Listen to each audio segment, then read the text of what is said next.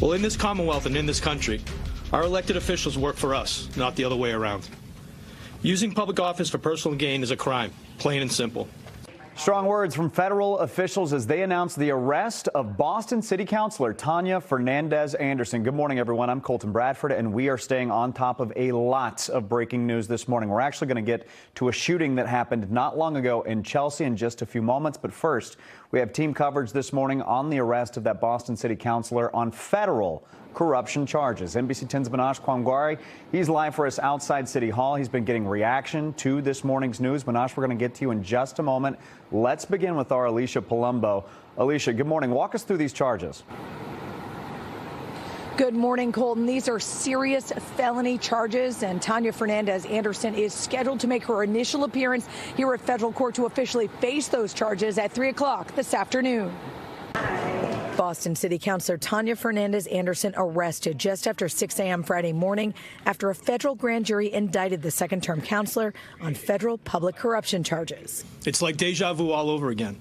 Another Boston City councilor is accused of embracing a culture of cashing in at the expense of the public good. The 6 felony charges Fernandes Anderson was indicted on involve wire fraud and theft through an alleged money kickback scheme.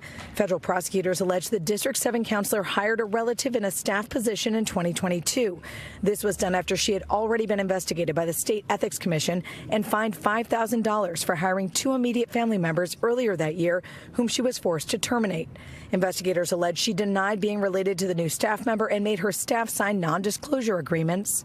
She lied to her staff and betrayed her constituents, all while being a strong advocate for increased accountability for public officials. Federal investigators accuse Fernandes Anderson of awarding a bonus to this relative in 2023, who then in turn allegedly gave Fernandes Anderson approximately $7,000 in cash in a City Hall bathroom. Public officials who line their pockets with taxpayer money erode the trust and confidence of the public in the officials who serve them.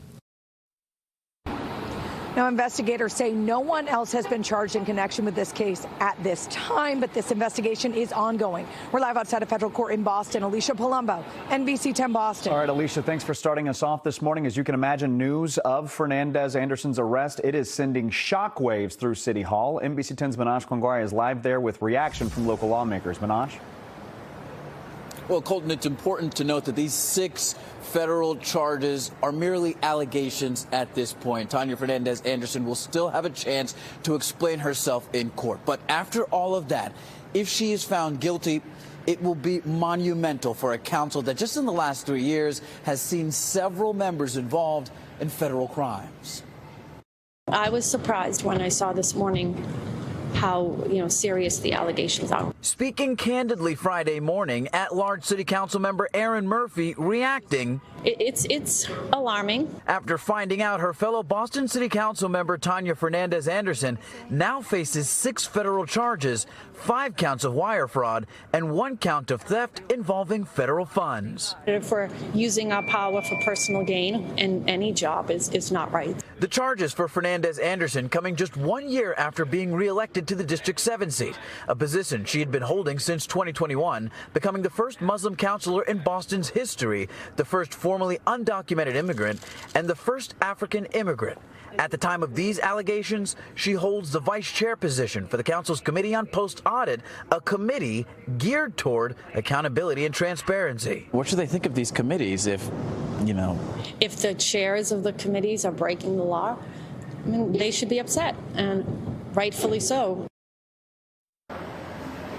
Now, the council will not be discussing this matter in any of their upcoming hearings, as this still is an ongoing situation. But it will be a challenge for them to push forward with this hanging over their head. Councilmember Ed Flynn has already stated this will be a distraction. Reporting in Boston, Manoj Kwangwari, NBC 10 Boston. Manoj, thank you. And with a story like this, we are going to have continuing coverage throughout the day here on NBC Boston. Tune in at 4 this afternoon. We'll recap Fernandes Anderson's court appearance.